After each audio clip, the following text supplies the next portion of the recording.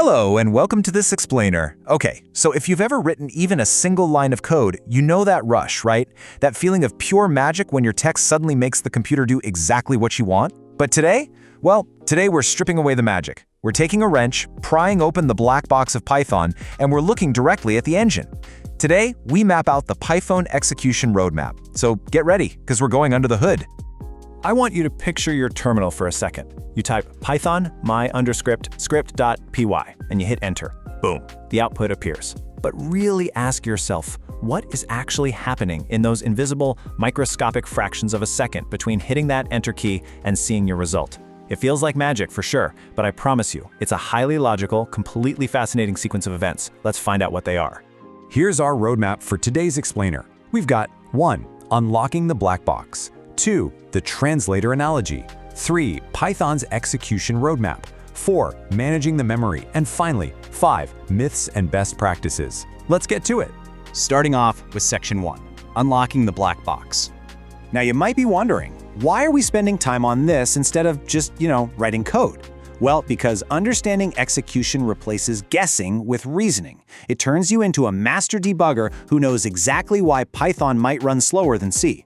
But before we get deep into the technical weeds, let's set the record straight on a fun little piece of trivia. Take a look at this.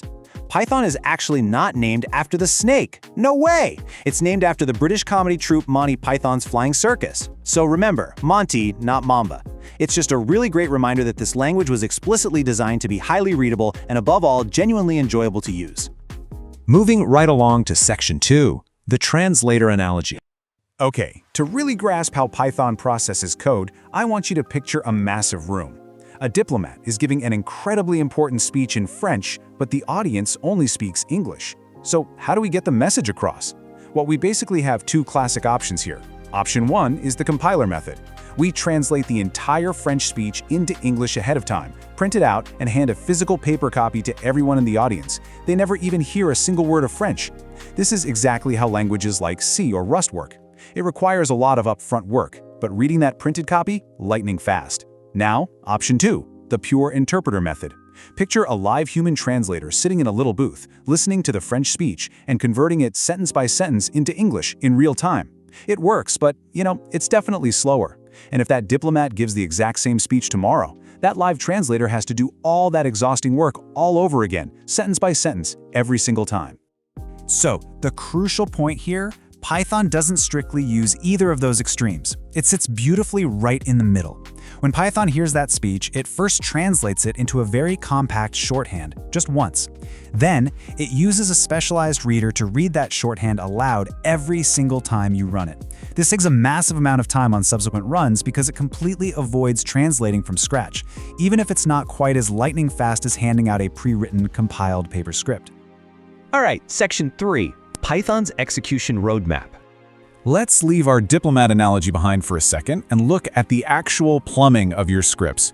To anchor this in your brain forever, I want you to memorize this simple, punchy mnemonic. Ready? PBP. Parse, bytecode, PVM. Let me say that one more time. Parse, bytecode, PVM. That right there is the very heartbeat of Python's execution. Let's break down exactly what those three letters actually mean. Okay, step 1, parse.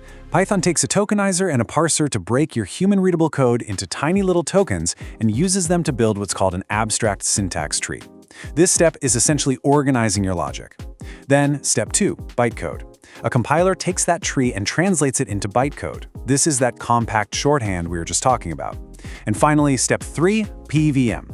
The Python virtual machine steps in. It takes that newly generated bytecode and actually executes the instructions, one by one.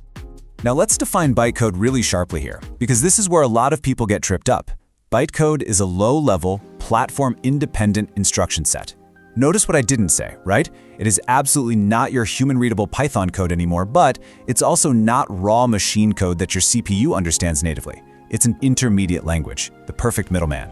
And because the computer's CPU can't read that bytecode directly, we need an engine that can. Enter the PVM, the Python virtual machine.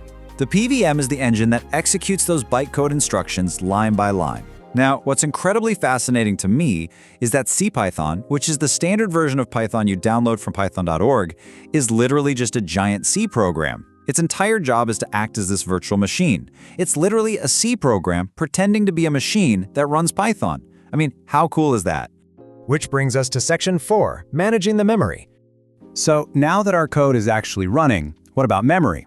Well, in Python, variables aren't physical boxes holding data. They're really just name tags bound to objects that are dynamically living in memory. And Python manages all of this automatically using two distinct mechanisms working side by side.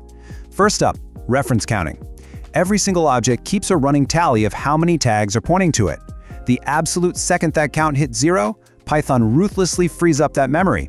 It's brilliantly efficient. But think about this. What if object A points to object B, and object B points right back to object A?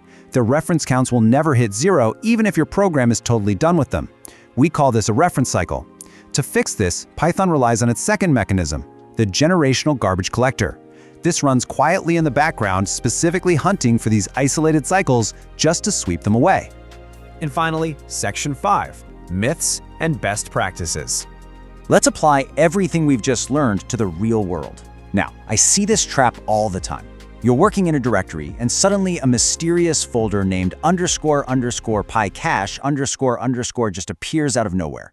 People think it's junk or worse, a virus, and they aggressively delete it. Stop doing that. That folder is a vital speed optimization. Remember that compiler step that creates our bytecode? Well, Python caches that compiled bytecode right inside that pycache folder. That way, the next time you run your script, Python can entirely skip the compiling step. So deleting it just forces Python to do all that heavy lifting all over again. So let's rapid fire some best practices. First, always assume you're running C Python.